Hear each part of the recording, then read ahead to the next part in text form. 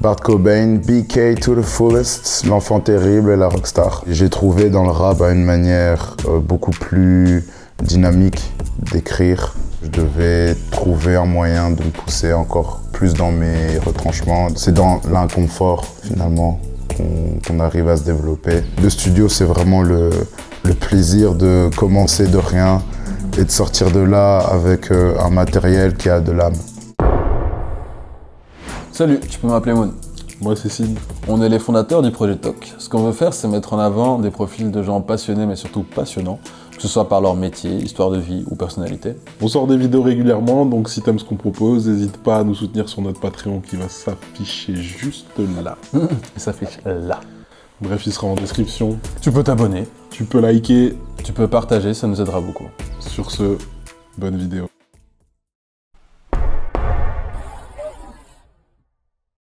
Bonjour Bart, comment tu vas? Ça se passe, ça se passe. Alors, présente-toi en 2 mots. Kurt Cobain, BK to the fullest, l'enfant terrible et la rockstar. Avant d'avoir commencé le rap et de devenir Kurt Cobain, qui étais-tu? Quelqu'un d'un peu discret quand même. Je foutais un peu le bordel en classe, mais j'ai envie de dire j'étais un poète. Parce que j'aimais beaucoup la poésie, j'aimais beaucoup écrire et exprimer aussi mes sentiments à travers la plume. Ça fait combien de temps que tu fais de la musique et à partir de quand c'est devenu une certitude? À quel âge? C'était clair que je voulais faire ça en 2018, quand j'ai sorti mon premier morceau Hit and Run avec Yanné. Là, j'avais fait de la musique avec des potes avant ça, mais c'était plutôt pour rire. Nous, on s'amusait plutôt bien. Et c'est vraiment quand j'ai sorti le morceau Hit and Run. Fast life, never slow frames. No fuel, still speed planes. Had a whole squad on blue green. Eyes red, we blue green. Hit and run. I'm about to hit and run. Hit and run. I'm about to hit and run. C'était la track qui avait le mieux fonctionné par rapport aux quelques trucs qui étaient, on va dire, sortis un peu avant sur SoundCloud. Là, je me suis dit, ok, je peux avoir un reach qui est beaucoup plus large que juste mes potes et mes proches. Et je faisais mes études en même temps à cette époque-là, donc c'était un peu, ça a pris du temps, mais on va dire que c'est vraiment là la marque. Qu'est-ce qui t'a amené à vouloir faire du rap et d'où vient cette influence? Tout d'abord la poésie en vrai. Et j'ai trouvé dans le rap en fait une manière beaucoup plus dynamique d'écrire, de décrire son environnement. Il y a vraiment 2 éléments qui m'ont marqué et qui ont fait en sorte que je veuille devenir un artiste hip-hop. C'est The Game et Lil Wayne. The Game parce que quand je me suis intéressé au hip-hop, il faut savoir qu'avant j'écoutais beaucoup plus de rock en fait. C'est un pote qui m'a passé l'album LAX qui venait de sortir il y a quelques mois et il m'a fait « Ah vas-y, tu devrais écouter ça, c'est lourd ». J'ai kiffé de ouf, je me suis dit waouh, faire ça me semblait génial en fait. Et dans la foulée, il y a eu un été que j'ai passé aux États-Unis avec mon cousin, parce que j'ai de la famille là-bas. Et c'était l'été où Lil Wayne avait sorti Amélie.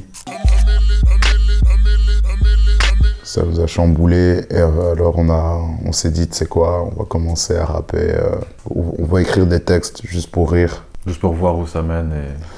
Juste pour s'éclater en vrai. Okay. Vraiment juste pour s'amuser parce qu'on trouvait ça ouf.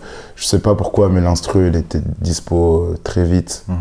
On entendait Amélie tourner partout et on s'est dit vas-y on va chercher l'instru et on va commencer à rapper dessus et franchement c'était une expérience presque idyllique. As-tu grandi avec d'autres influences musicales, donc le jazz, est-ce que tu as des noms précis? Est-ce que ça vient de tes parents? Pas trop. En fait, l'influence jazz, elle s'est plus fait ressentir ces dernières années, on va dire. Okay. L'autre influence que j'avais eue étant jeune, c'était l'influence rock. D'où le Cobain. Ouais, d'où le Cobain, évidemment. Même s'ils étaient détestés du monde entier, Limp Bizkit, ça a été quand même un groupe qui me parlait à l'époque. Évidemment, les groupes un peu plus pop, comme Sum 41, Linkin Park. Mais Linkin Park, pour moi, c'est le top. Je trouve qu'ils arrivaient justement à mélanger ce côté-là un peu rap. C'est vrai que c'est les seuls qui ont réussi à faire un album avec Jay-Z. Avec Jay-Z, ouais. Et c'est pas pour rien. J'ai commencé avec ses influences un peu rock, évidemment, Nirvana, Metallica aussi. Ils ont des gros morceaux et ça pouvait très bien partir. Quelques morceaux de Slipknot, des morceaux des Foo Fighters aussi. On va dire qu'au début, j'étais un skater en fait. Donc j'étais fort baigné dans cet univers rock, punk, metal. Et il faut savoir que ça a été aussi les premiers concerts auxquels j'ai assisté. C'était du ska punk, quelque chose qui se faisait beaucoup dans la région. Et du coup, ça a commencé par là. Tu disais de la région, tu as grandi à Tournai. Ouais. C'est ça. Tu as pris parti de rapper uniquement en anglais. Pour quelles raisons? Est-ce que ça te semblait logique par rapport à tes influences? Vu que tu m'as donné principalement des influences anglophones. Ouais, c'est ça. Par rapport à ce que j'écoutais, que ça soit dans le rock ou dans le rap, c'était très américain déjà. Mais la raison principale, vraiment le centre de tout, c'est qu'en fait, j'ai découvert le plaisir de faire du rap et de rapper en anglais directement. C'est vraiment lié à ce souvenir d'adolescence. C'est comme ça que j'ai appris, en fait, en m'entraînant à écrire des textes, j'ai appris à tremper mes vers avec un liquide, on veut dire, anglophone, dans un champ lexical de mots d'anglais. Maintenant, ça m'arrive parfois d'écrire quelques trucs en français, mais je sens que la retranscription de mes émotions se fait directement via la langue anglaise. Je pense que si on veut écrire de très belles choses, c'est beaucoup plus simple de les écrire. C'est plus beau de les écrire en français. Les poèmes, je les écrivais en français, mais quand je devais faire du rap, c'était d'office l'anglais qui me venait en tête. Tu as participé à l'édition de Voice 2024. Est-ce que tu peux un petit peu donner ton ressenti? C'était un challenge que je recherchais parce que j'avais fait beaucoup de scènes.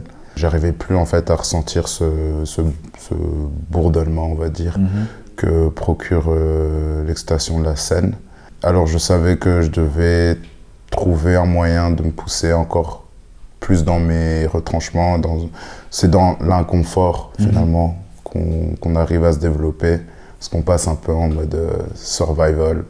Et alors on se trouve des compétences qu'on ne pensait pas avoir. Mais c'était aussi peut-être un challenge, parce que je me dis qu'à The Voice, il n'y a pas forcément beaucoup de rappeurs, il n'y a pas beaucoup de performances rap en tout cas. Tout à fait, mais c'est pas pour l'image que ça allait renvoyer en fait. C'était pas...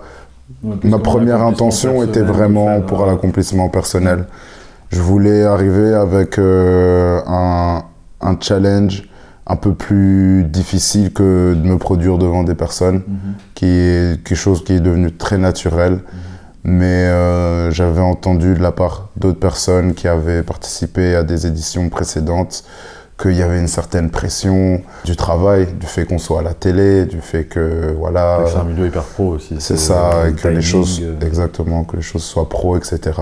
Et c'était quelque chose qui m'avait vraiment plu. Je me suis dit, mon objectif, c'est d'être dans le top 5 minimum des meilleurs performeurs en Europe, si pas d'être dans le top 10 des meilleurs performeurs mondiaux.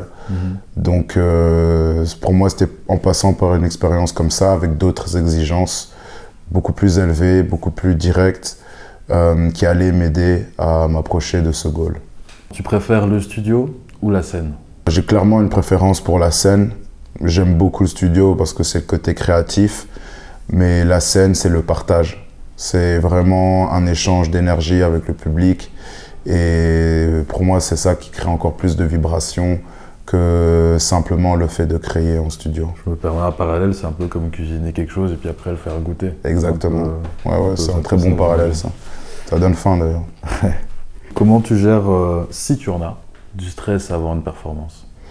On m'a beaucoup posé la question pendant l'émission en plus. pourquoi t'as l'air détendu comme ça? T'es pas stressé? En fait, c'est comme ça que je gère le stress. C'est vraiment me dire que ça va aller. Essayer de juste me concentrer sur la performance, les petits tips que je peux prendre, que j'ai pu prendre pendant les répétitions, les petits points d'attention pendant la performance. Parce qu'on croirait pas, mais il se passe beaucoup de choses dans sa tête. C'est pas juste on arrive et on déroule le tapis. On a un temps de préparation qui est assez limité, en tout cas en parlant de The Voice, mais même en général. On prépare pas mal de choses et après il faut dérouler le tapis. Moi, ce qui m'aide à pas stresser, c'est de me concentrer sur les points clés et de me dire ok, ça va bien se passer, ça faut pas que j'oublie. Et ensuite, tout simplement me lancer dans le moment même, quoi. En studio, limite, c'est là où j'appréhende plus les choses parce que j'aime bien aller au studio et ressortir de là en étant content.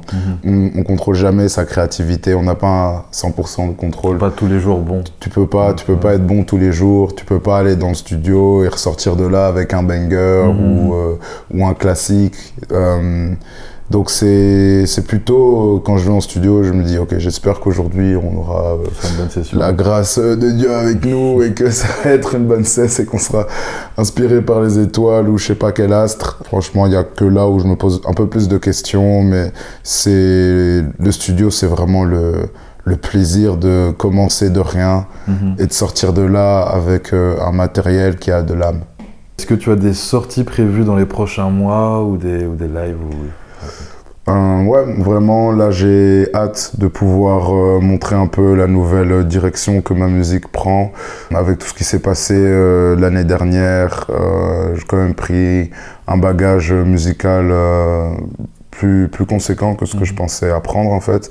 Donc il y aura des nouveaux morceaux, il y aura un peu de chant, il y aura un peu de groove. J'en dis pas trop, mais en tout cas là on va partir sur une belle série de singles. C'est quoi pour toi la meilleure musique rap de l'ancienne génération? Ta meilleure musique rap de l'ancienne génération, celle que tu aimes le plus? Putain, mais on va me prendre pour un radoteur, mais je pense qu'il faut arrêter de me poser la question. Non, moi je vais dire Nas, New York State of Mind. Et la même chose pour la nouvelle génération. Kendrick Lamar, Good Kid, Mad City.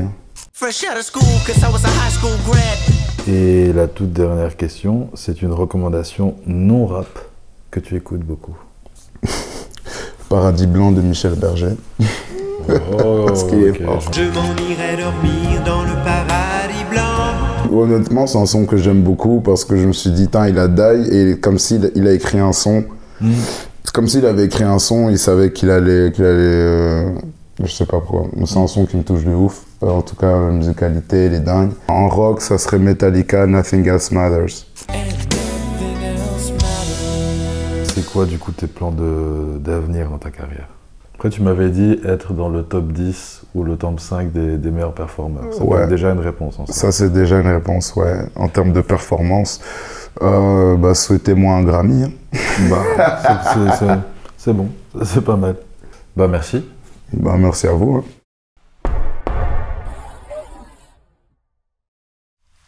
Abonne-toi. Mets la cloche.